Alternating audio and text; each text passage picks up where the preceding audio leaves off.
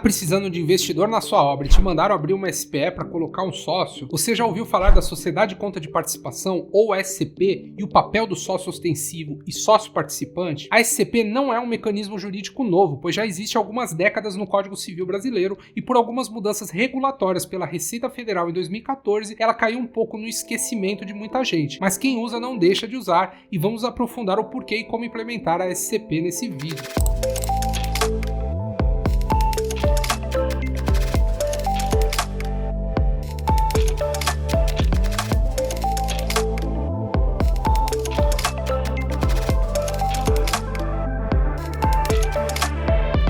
Olá, eu sou o Matheus, diretor de desenvolvimento do Arx, o ERP especializado na construção civil, e hoje falaremos da SCP, que é um mecanismo jurídico que já existe há algumas décadas no Código Civil e ele foi mantido no novo Código Civil e recebeu muito poucas mudanças ao longo dos anos. A SCP é bem enxuta e é regulada pelos artigos 991 a 996 do novo Código Civil que está aqui na tela. Ali temos primeiramente a definição do sócio ostensivo, que é quem vai administrar e operar o negócio, que é feito exclusivamente em seu nome e sob sua responsabilidade.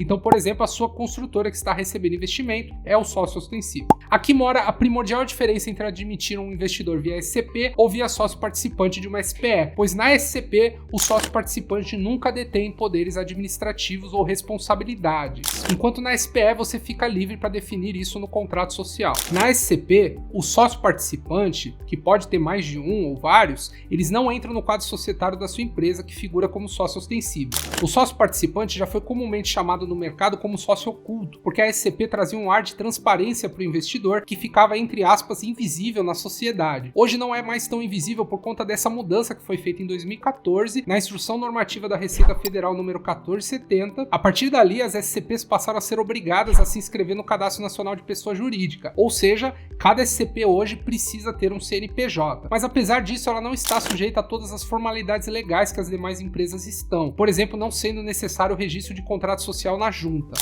A escrituração contábil das operações da SCP podem ser feitas tanto nos livros contábeis do sócio ostensivo quanto nos da própria SCP. Fica a cargo dos participantes escolherem isso, mas em algum dos pontos precisa ter esse detalhamento de todo o fluxo financeiro. Quando for escriturado tudo no sócio ostensivo, precisa destacar em contas segregadas os movimentos e demonstrativos financeiros da SCP para que tenha facilmente separado o que é de uma sociedade e o que é da outra. Outras coisas, a SCP se assemelha como uma empresa normal, pois sua participação está sujeita à equivalência patrimonial, que vamos falar em um outro vídeo em breve sobre a contabilização da participação de uma sociedade em outra. A SCP também se enquadra em regime tributário, entre lucro real e lucro presumido, mas as distribuições de lucro, os dividendos da SCP, se enquadram nas mesmas regras das demais sociedades e na legislação atual são isentos de qualquer tributação. Então, basicamente, a mudança de 2014 tornou menos oculto o papel desse sócio participante, pois tem abertura pública de um CNPJ e será feita escrituração contábil fiscal nele, dando mais transparência para o fisco, porém na prática a SCP continua operando da mesma forma e quem trabalha não larga dela. Já falamos em um vídeo aqui no canal sobre o porquê a SPE se tornou um padrão, o vídeo está aqui em cima,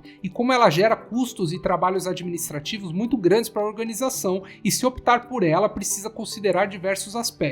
Para implementar a SCP é bem mais simples, precisa começar com a confecção de um contrato com os participantes que precisa regular e especificar a aplicação das regras da SCP, definir o objeto do negócio e as condições gerais de como ocorrerá o investimento, seu pagamento e seu lucro, e depois formalizar tudo isso com seu contador para a devida legalização da sociedade, a correta contabilização dos recursos nos balancetes, a abertura do CNPJ e tudo mais. E se posteriormente for admitir outros sócios participantes no mesmo negócio, os demais participantes dessa SCP precisam anuir. E uma questão que precisa deixar claro é que mesmo trabalhando com SCP, você pode ter uma incorporação imobiliária no mesmo CNPJ da sua construtora incorporadora e optar também pelo patrimônio de afetação.